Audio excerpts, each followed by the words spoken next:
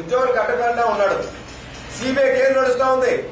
ఇవాళ అటువంటి పెద్ద మనుషులు ఇవాళ చేస్తున్నటువంటి వ్యవహారాల్లో ఇవాళ వారి చెప్పు చేతుల్లో ఇవాళ ప్రభుత్వం ఇవాళ వ్యవహారం చేస్తుందని చెప్పి మేము చెప్తా ఉన్నాం. కనీసం ఐటీ సెస్ లోని కంపెనీలు కేటాయించినటువంటి ఇద్దరు పెద్ద మనుషులు ఇవాళ ఐటీ అసోసియేషన్ కి ప్రెసిడెంట్ సెక్రటరీలుగా ఉన్నారు. అంటే ప్రభుత్వ తీరు, ప్రభుత్వం యొక్క పరిశీలన, ఐటీ మీద ఉన్నటువంటి ప్రేమ ఈ నారా లోకేష్ గారికి కానీ చంద్రబాబు నాయుడు కానీ ఇద్దరికి ఎంత ఉందో దీన్ని బట్టి అర్థమవుతా ఉంది. మేము ఒకటే చెప్తా ఉన్నాం, వైఎస్ఆర్ కాంగ్రెస్ పార్టీ తరఫున ఐటీ నెపంతో మళ్లీ భూములు కేటాయించి ఐటీ కంపెనీలు తీసుకురాకుండా కేవలం నామమాత్రంగా మీరు ఏదో ప్రకటన చేస్తే ఊరుకునేది లేదు. మిలీనియం టవర్ మీరు శంకుస్థాపన చేశారు.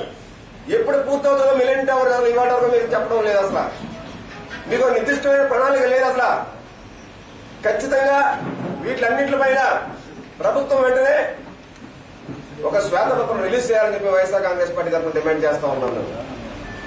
అంతేకాదు, నిన్న కాక మొన్న మన జిల్లా కలెక్టర్ గారు ప్రభుత్వ భూములు రికార్డుల్ని తారుమారు చేశారనేటువంటి విషయాన్ని వెలుగులో తీసుకొచ్చి అది ఇంకా ఆమెను హృదయపూర్వకంగా అభినందిస్తున్నాం. మళ్లీ 300 ఎకరాల భూములు ఇవాళ సుజనా గారు ఇవాళ వెలుగులో తీసుకొచ్చారు. ఇప్పుడు ఏంటంటే అటవీ భూములు కూడా రిజిస్టర్లు మార్చేశారు వీళ్ళు. టీడీపీ నేతలు, ఈ కింద స్థాయి అధికారులు అటవీ భూములు కూడా, అంటే కొండ ప్రాంతంలో ఉన్నటువంటి మన జంగల్ ఏరియాలో ఉన్నటువంటి ఆనుకున్నటువంటి భూములన్నీ కూడా ఇవాళ రిజిస్టర్లు మార్చేసి కబ్జాలు చేసేసి ఇవాళ వీళ్ళు పాల్పడుతున్నారంటే ఎంత పెద్ద ఎత్తున ఈ భూదంగా నడుస్తుందో మన విశాఖ నగరంలో దీన్ని బట్టి మనం అందరం అర్థం చేసుకోవచ్చు. కేవలం టీడీపీ నేతలు, మంత్రులు, ఎమ్మెల్యేలు ప్రోద్బలంతోనే కింద స్థాయి ఎంఆర్ఓలు గాని, విఆర్ఓలు గాని, రెవెన్యూ ఇన్స్పెక్టర్లు గాని వీళ్ళందరూ కూడా ఈ యొక్క కార్యక్రమానికి దోహదపడ్డారు. మొన్న భీమిలో కే నగరపాలెంలో 35 ఎకరాలు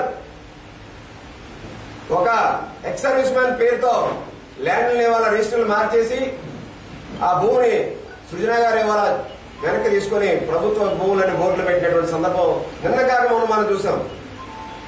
సుమారు 100 కోట్ల రూపాయలు విలువ చేసేటువంటి భూమి అది. ఇవాళ మనం చూస్తే 300 ఎకరాలు కంబాలకొండ బక్కనపాలెం మధ్యలో దేవిమెట్ట అనేటువంటి ఒక కొండ ఉంది. అక్కడ ఒక్క దగ్గరే 300 ఎకరాల భూ రికార్డులు ఇవాళ మార్చేసేటువంటి ఈ భూపకాశాలను మనం వెలుగులో తీసుకొచ్చారు జాయింట్ కలెక్టర్ గారు. మేము ఒకటే చెప్తా ఉన్నాం, జిల్లాలో 10,000 కోట్ల రూపాయలు విలువ చేసేటువంటి ప్రభుత్వ ప్రైవేట్ భూముల్ని రిజిస్టర్ని తారుమారు చేశారు.